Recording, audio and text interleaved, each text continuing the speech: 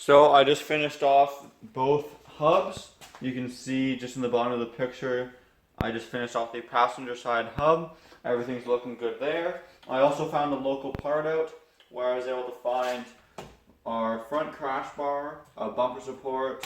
I zip tied on the foam mount. Other little things I did off camera was just mount the horns, tied up a little bit of the rad support, and the hood latch is installed now. I don't remember if that was in the last clip as well. Now we're doing another big day working on the Insight here. Let me take you around to the motor and show you what else we did. Off camera, Ali was able to get done the heater core lines.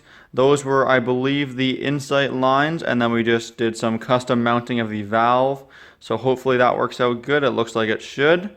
And that is pretty much everything for the cooling system done, with the exception of the Rad Fans.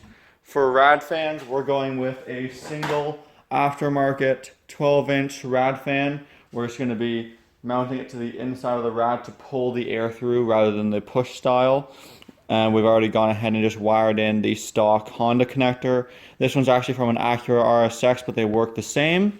And then that is our entire coolant system done. The only problem you can see is that with this rad, the fill cap is underneath the T-bar support.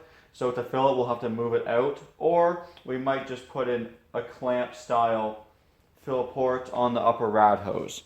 But that is the entire coolant system done. The next major part of the build is the fuel system. I was going to make the fuel system a separate video, but I thought why not make just a massive Insight video for people who want to watch the videos. I noticed they don't get too many views because this is a pretty niche build, and I just kind of want to get the project done so we can actually drive it. So I'm going to get started on the fuel system, and this here is the stock Insight fuel hanger, except I've modified it with the Civic EP3 fuel pump. It was a direct bolt-in on the pump, and it had a different part number, so I'm assuming it was a larger pump for the larger 2-liter motor that came in the Civics. It'd be a good idea to go aftermarket, but I didn't really have one, so we just did that for now. And then we're going to be doing 6AN fuel lines directly from the pump. So these are just the SAE push-on fittings to 6AN adapters. I believe that's a 3/8 and a 5/16. Not 100% sure though. It's been a while since I ordered those fittings. So now I'm going to go ahead and drop this back in the car and continue the fuel setup. So I just finished running the fuel lines, and I ran into a little bit of an issue, unfortunately. I've bought tons of these eBay fuel rails in the past, and this is the first one I've ever had an issue with. But basically this is my fitting that's supposed to seal on this crush washer, and the radius that China cut in to the fuel rail, you can see cut right into the threads where I'm unthreading. So when you fully thread in my 6AN adapter, there's a little gap between the crush washer and the fuel rail, so that's where it leaks fuel. But I finished running all the other fuel lines. I'll quickly show you those right now. So here's my fuel pressure regulator. So I have my feed line, which pretty much just goes under the fuel pressure regulator, and that's the one that leaked. Then after going to the fuel rail, it loops around. Then on my return, obviously goes into the regulator and then goes back down underneath the car, which I'll show you right now. Here we are underneath the car. You can see those two fuel lines I just have coming out around the corner right there, coming down. And then what I've done is used a bunch of these little straps bolted to these stock hardline locations, then just the odd zip tie.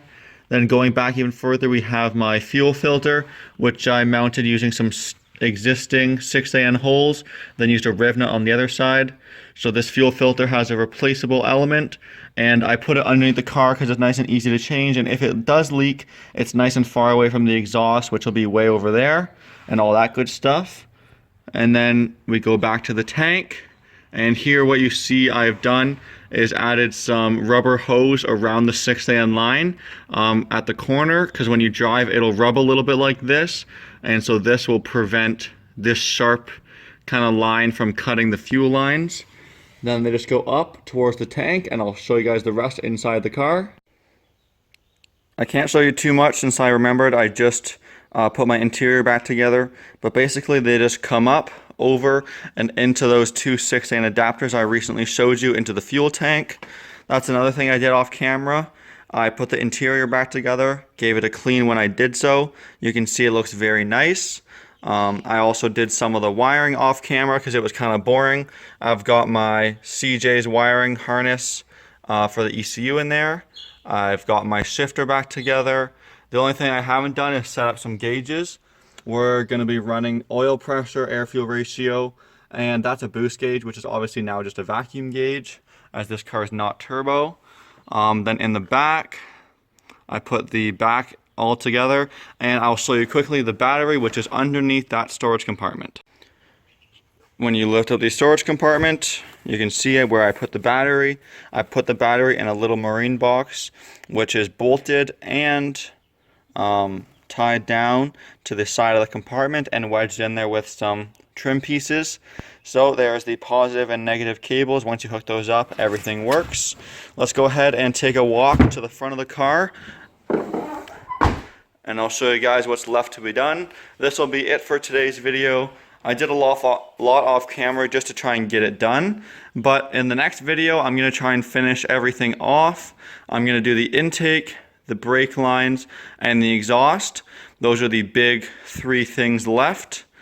And then we are going to do a fire up video for the K-Sight, and of course some driving, some pulls, some racing, and all that fun stuff.